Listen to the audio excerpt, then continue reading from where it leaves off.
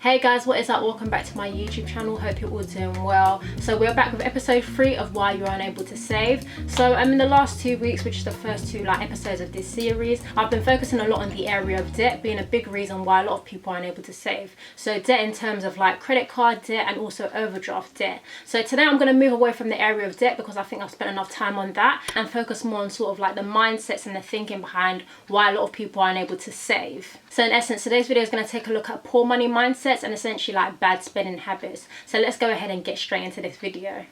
Right, so to kick us off, the first poor money mindset and bad spending habit I'm going to talk about is impulse spending, okay? We all know what impulse spending is basically when you just go out on a whim, you see something and you go ahead and buy it. You had no plans to buy it in the first place, it was not even in your vision until you went out there one day and maybe you saw it in a store window, or you went window shopping and you saw the item and then you wanted it, and straight away you were bringing out your card and you're going to the queue to go and pay for it, okay? That is impulse spending, and impulse spending is a huge reason why a lot of people are unable to save, just because of like a lack of self-control basically. It may seem like a minor issue because a lot of the times the things that we impulse spend on may not be necessarily like expensive, but the thing is that these little impulse spends add up. So even though it may be just, you know, maybe £10 or £20 that you spend, by the time that you've done that a good few times within the month, you'd be surprised at how much you've ended up spending by the end of the month, okay? Just on impulse spends, just on things that you never planned to buy, but just because you saw them and they caught your eye, you went ahead and purchased them. Now I know impulse spending is an area that a lot of people do struggle with,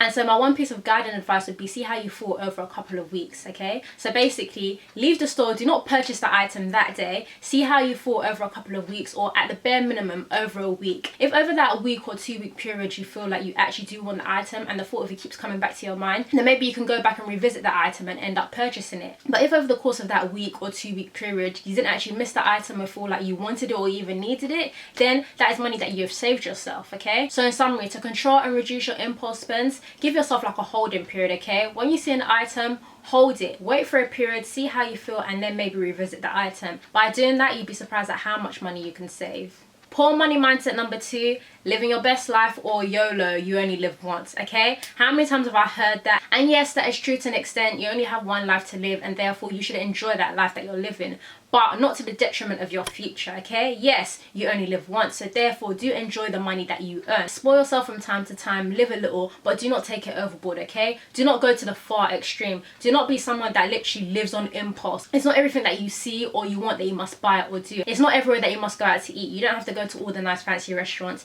You don't have to go on all the nice luxurious holidays, okay? It's not every single time. Yes, sometimes indulge and treat yourself, but these should be things that you have planned for, okay? They should be within your budget. So forget this whole YOLO, you only live once mentality. It's not going to do you any good, okay? Everything needs balance in life. Right, so those first 2 points actually lead me on nicely to point number 3, which is a lack of delayed gratification, okay? So that is essentially not being able to deny yourself of something today in order to have a better future tomorrow. So for example, let's take a car. You may see a car and think, oh yes, you really want it. You might even think you need it. But actually, if you're going to spend that money to get that car today, are you going to be in a worse position? Could you have done something more meaningful, more fruitful with that money today rather than spending it on a car? These are the kind of questions that you really need to ask yourself, especially when it comes to bigger purchases. Now, this principle is so important because denying yourself something today does not mean that you'll never have that item. And it also doesn't mean that you'll never even have something better than that item that you wanted today. Who knows, in a couple years time or even in a year's time, if you maybe invested the money that you wanted to spend on that car on something else that will bring you in more money and be more profitable for yourself, within the next year, you could get something even better than what you wanted. So you're better off altogether. A lack of patience and delayed gratification can also come from like being fast to copy people. So let's say you see a friend of yours has got something new and flashy that you might also want, or maybe you could even be a random person on the street that you see and think, oh, that's nice, and now all of a sudden you have a desire to purchase this item. Delayed gratification is the principle that you always want to hold in your mind. Your time will come. You don't need to rush it just because person A or person B has gotten something that you feel like you now want, okay? Your time will come, just wait on it.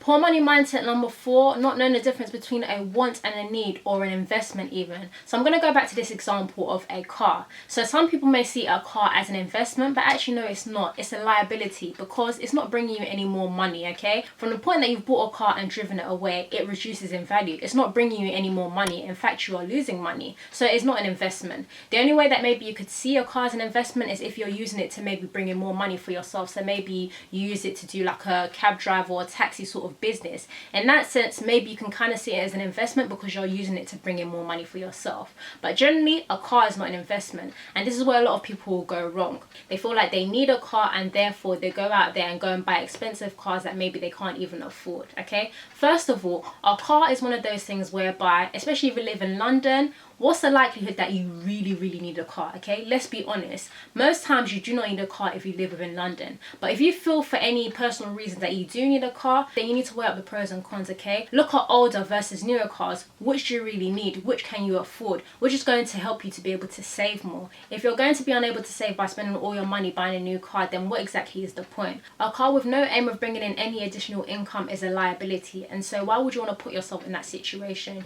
You never want to spend more than you earn, okay? You never want to be in a position whereby you can't save because you're spending all of your money on sort of things that you want or desire or luxury items. It's just not worth it, because at the end of the day, those things are not going to feed you in years to come. It's not even feeding you right now. Poor money mindset number 5 is the helplessness mentality. So that is the thinking of like, you know, you have no control over your finances. You know, you just can't help yourself. You're someone that's unable to save. You know, there's nothing you can do about it. It's just you. It's just how you are. No, that is not the case. And having that kind of mindset is never going to help you to be able to save. And that is because you're already writing yourself off. You've already spoken into your life that you're somebody that's not going to be able to save. And therefore, you won't be able to save. What you need to do is speak positive things into yourself, okay? Tell yourself that you are able to save and make positive changes towards that. We all have the ability, but it's just about putting in the right amount of effort. Yes, some people struggle a lot more than others when it comes to saving, but that's where it's your responsibility to be tight on yourself if you know that's a weakness of yours. If you know you find it really hard to save, then you need to be tighter when it comes to budgeting, okay? Don't just leave money hanging around anywhere and not accounting for your money. You need to know what you're doing with your money and know where all your money goes to. Again, budgeting is so key. Number 6, a fall in income. Now, of course, if your income falls in anywhere for any reason, that is not necessarily your fault. But where it may become your fault is if you do not adjust your budget according to that. So, for example, if you know you've lost maybe another job that you have or another source of income that you have, then rather than saying, oh, I've lost that source of income, therefore I can't spend, you just need to go back and look at all of your expenses and all of the things essentially that you spend your money on, okay? Look at the things that are more maybe luxuries and things that you don't need to spend money on. So maybe you might have to reduce the number of, you know, takeaways or outings that you go on, or maybe if you're someone that buys coffee regularly, you know, reduce the amount of money that you spend on coffee or stop buying coffee outside altogether. You know, just make those little adjustments and you'd be surprised at how much money you're able to save even though your income may have reduced. Now, poor money mindset number 7, and this is one of my personal favorites, and that is basically like waiting for your income to increase. So maybe waiting for a bigger salary package, okay? That is such a poor money mindset to have, because if you're unable to save with the little that you have, when you get any more money, you're not going to be able to save with that. Your spending is actually just going to increase the more and you're going to be worse off. Why do you think there's so many rich people and millionaires that have gone bankrupt? With all the money that they had, they've gone and lost it because they're responsible when it comes to spending money. What you want to do is be responsible with the smaller amounts of money that you may have currently, so that when it comes to handling bigger amounts of money, you're even better, okay? Number 8 is having a lack of discipline in general in life, okay? So when you have a lack of discipline in your life, generally it spills into all areas. So let's say maybe you're somebody that when it comes to doing certain things, you may say, oh, I'm going to do this, I'm going to do that, but actually you never back it off.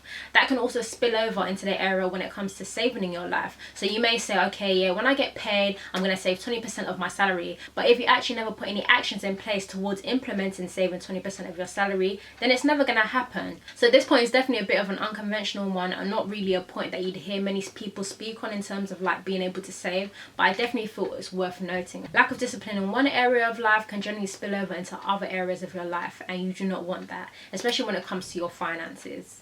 Number 9, influence. So this could be influence from anywhere. It could be family, it could be friends. If you have people around you that have poor money management habits and basically do not save, it's easy to be influenced by them, especially if you're somebody that is easily sort of like influenced and swayed anyway. So if you know that to be true of yourself, you want to be extra cautious, okay? If you have people around you like that, try and spend minimal time with them, and if you have to be around them, let's say it's family members, then you need to make sure that you are more accountable to yourself. As I've mentioned quite a lot throughout this video, you want to be budgeting and sticking to your budgets, okay? Review them each and every month to make sure that you are on track and you're doing as you said that you would.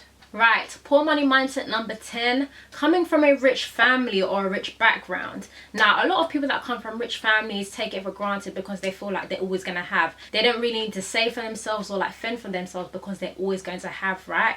No, that is not the case, okay? Who knows? Your situation may change in the future. Nobody can tell the future. Nobody can sort of preempt what's going to happen. So therefore, you always want to have yourself covered. And also, do you not also want to have your own? You don't want to be relying on the fact that you're expecting an inheritance to come your way. Because what if that inheritance doesn't come, okay? You do not want that to be you. So therefore, save. Regardless of where you're coming from, save. There's never a reason not to be saving.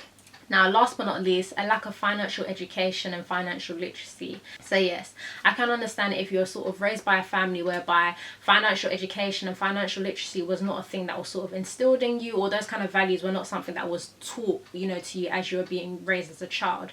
But at the end of the day, there is no excuses, okay? There's so many resources out there. There's so much reading that you can do. There's hundreds, thousands, maybe millions of videos out there on YouTube, you know, talking about saving and, you know, financial literacy and financial education. So really, you have no excuse, okay? Go out there and educate yourself. Develop an understanding of the way money works and how you can use it to your advantage, okay? This goes beyond saving and actually more about the mentality of, you know, investing in yourself, okay? Investing in yourself now and investing in yourself for the future to come. What sort of legacy do you want to leave behind? What do you want to do with your life? What do you want people to say of you when you leave this earth, okay? These are the kind of things that I feel that is so important to educate ourselves on, especially as young people. Go out there, feed your brain, develop your knowledge and understanding of finance and investments, and you know, the world is your oyster. So yes, that brings me to the end of this week's video. That is 11 poor money mindsets and sort of, you know, bad money spending habits that prevent people from being able to save money. If you've identified yourself in any one of those points, hopefully, you know, I've talked through some of the things that you can use to get yourself out of those situations and be better with, you know, your money management habits. So if you have any other pointers, then please also drop them down in the comments. I'd love to hear what those are, and I'm sure others watching this video would equally love to know of any other, you know, poor money mindsets that they should be aware of so that they can stay clear away from these things and develop those good, you know, money saving habits that they need for the future. So thank you for watching, and I'll catch you next week. Bye.